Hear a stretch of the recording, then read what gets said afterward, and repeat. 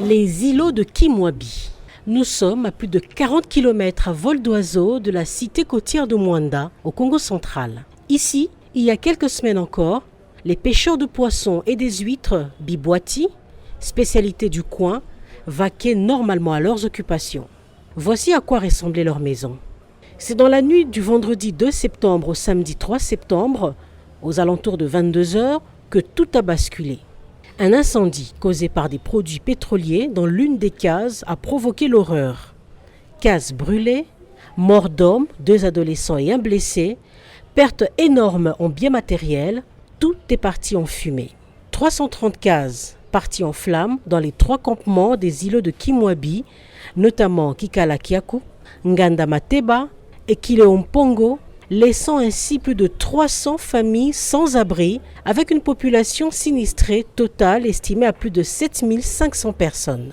Les riverains désespérés ont retrouvé le sourire ce vendredi 16 septembre 2022 grâce à la Fondation Saussure, représentée par son administrateur et directeur du siège d'exploitation de la Saussure Mwanda, Nkotema Vungu André. À la tête d'une délégation composée des agents et cadres de cette société, c'est à 9 h 40, à partir du port GT de la Saussure, que la délégation s'est rendue à Kimwabi, dans la pilotine de la Saussure, sur le fleuve Congo.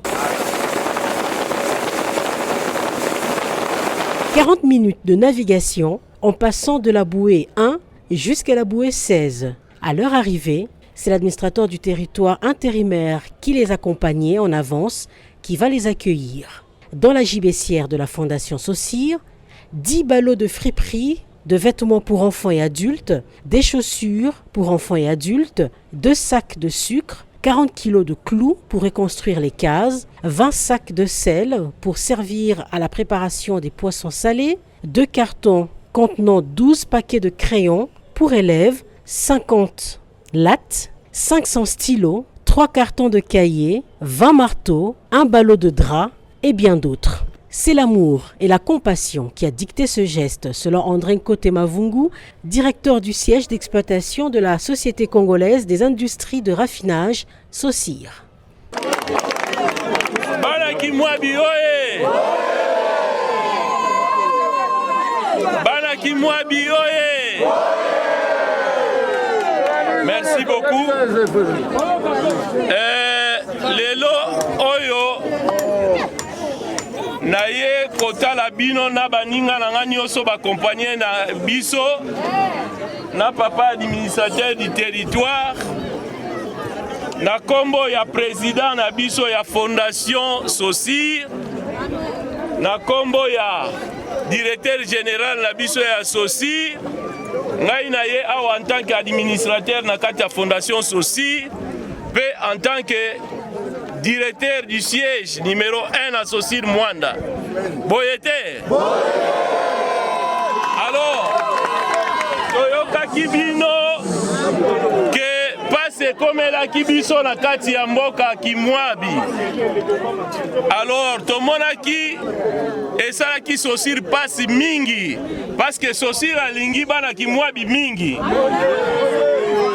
Bona kolakisa ke avant même makambo elikama oyo kwela biso tangu Saussure auto somba masuwa moko asika to tala ki topesa kombo nini parce que bakombo ba masuwa musu topesa kombo ya Chela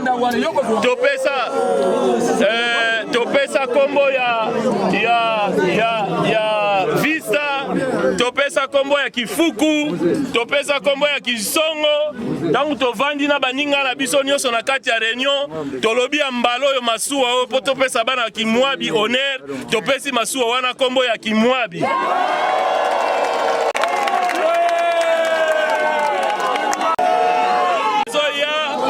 Bokomona masuwa wana ko bandole kaka awa epepa kabino parce que masuwa wana yango ko tinda ke balongo la ba produit na Saussure et kende ti matadi. Alors l'air makambo ekwei ba kontina biso na Fondation Saussure na Saussure direction générale balobi tozana mingi te mais toyoki ke bandako ziki kuna c'est que batu bana ba mama ba papa bazasu na eloko kolata te alo tolobi tokosala ndenge ni soki toke na ba magasin toke loluka tosomba babako soki ndenge nini ekokoka te nde tolobi na Kinshasa eza na ba magasin musu etekaka biloko oyo babengi ba friperie mais ya kitoko oyo ezali bato balati pete mala moko batie eye kitoko tobi bon tokopesa bango biloko kolia tokopesa bango ba éjecteur loso bakolia mukolo mo mibale siri mais soki bana bazui ne fiske kilote ya kolata azui mwa ketch ya kolata azui mwa jean ya kolata eza esengomi latina wana potozwa maloba mingi te tokotangela bino mwanda mwa biloko tomemi sima nango tokotika ngo na maboko ya bakonzi na bachef na bino ya campement bakoyeba ndenge bakavolela bino yango boye te alors tomemi babalo eza au total 12 awa babalo misatu ezali awa ya bilamba ya bana ya mike kobanda 0 ti 6 ans babalo misatu mususu ezali awa eza babalo ya bana mike siko kobanda 7 ans ti 14 ans pe wana eza misatu susu balo moko ezali awa ezaka mpona bilamba bana basi balo moko ezali ezaka mpona ba jeans ya bana mibali balo mususu ezali awa eza mpona ba chemise ya bana mibali balo mibale ezali awa ya ba sapatu ya bana basi na ya bana mibali et ensuite balo mususu ezali awa ezali mpona ba drap de lit alors tomonaki ke bandaku nyonso eziki me ndenge bandaku na biso ezali po eza modele ya mboka na biso tokosala yango na babambu me ntango yo ozwi bambu ozwi banzete il faut ozala na marteau il faut ozala na basete yango tozwaki basete babenga baclou de 8 tosombi 20 kilo baclou de 10 tosombi mpe 20 kilo bamarteau totie 20 marteau tolobi bon kombino musala mpenza bosalaka eza musala ya mai kozwa komwa mbisi na mai lokola bandako ekufi me bambisi eza kaka na kati ya mai mais place à Kotiango ezate yango tolobaki totia moi 20 sacs ya mungwa pote atatso moi mbise mona mibale otie mungwa osali moi likayabu eko umela moi likayabu muke bana bakodia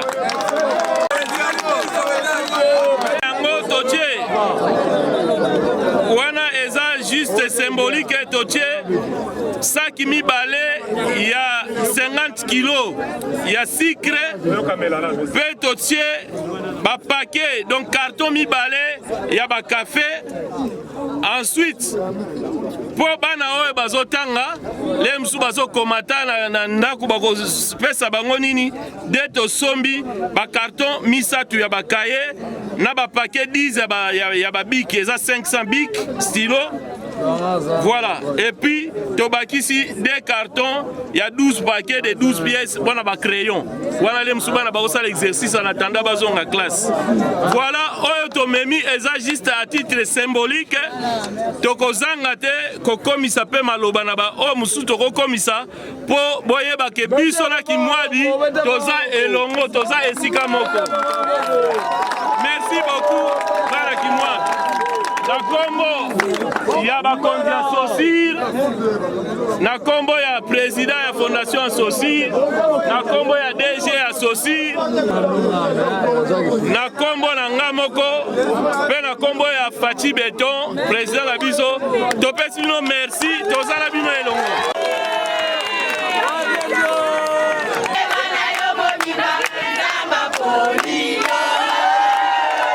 Un motif de joie pour les chefs de 3 campements ainsi que la population venue nombreuse assister à cette dotation qui tombe à point nommé. Campement où les victimes. Merci les sous pour la fondation et la société. Makamba boye tout le monde a yangona noté. Vraiment bakonzi, baoumela, pambate, toutina likama moko makasi. Assistance oyo vraiment est consolé biso mingi. C'est Pelipe na directeur et associé. Donc merci na biso kaka.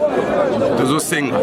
Comment Michel secrétaire à campement qui kalaka c'est comme motonde banda kinde awa ndenge ba ko c'est biso et puis na sosi donc si peut compléter délégation nyos parce que moi ndaba ko assiter biso parce que mutu o ayebio natanga passer de vrai camarade to sepeli la ndenge boye ko assister biso on a pas problème oyo répartition bino en tout cas ils ont été très bien et puis to sepeli na fondation sociale ne boye ko visiter bito et puis to sepeli mingi na ba visite na bino à chaque fois en tout cas to sepeli.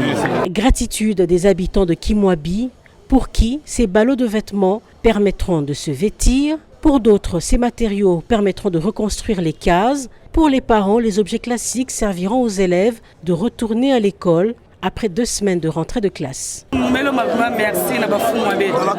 Beto kansa ke bafumu ke vena kwale bafumu keli. Beto me Pedro babilu babi ma mingi balo ba me futra na classe na difficulté na ba ina nyos ke compagnie ke ba ina compagnie à Sozir. Ça ma wela ba papa nkote na place bazo tudi la ni vinani point. Ça ba tudi ni friki. Ani pambola ni ba continuer ko wela dia mingi. Ça mon beto population pe beto me separa.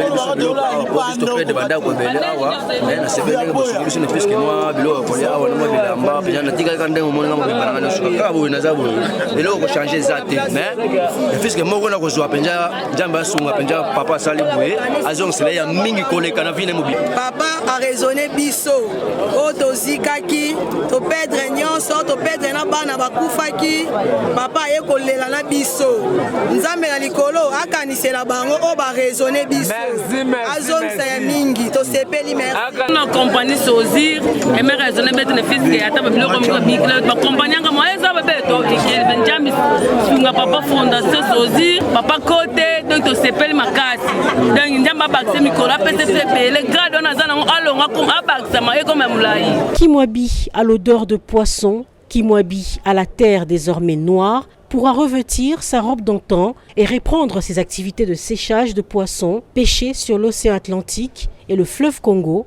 par des pêcheurs professionnels juchés sur leurs pirogues de bois. C'est à 12h30 que la pilotine de la Saucire a regagné le port Jeté.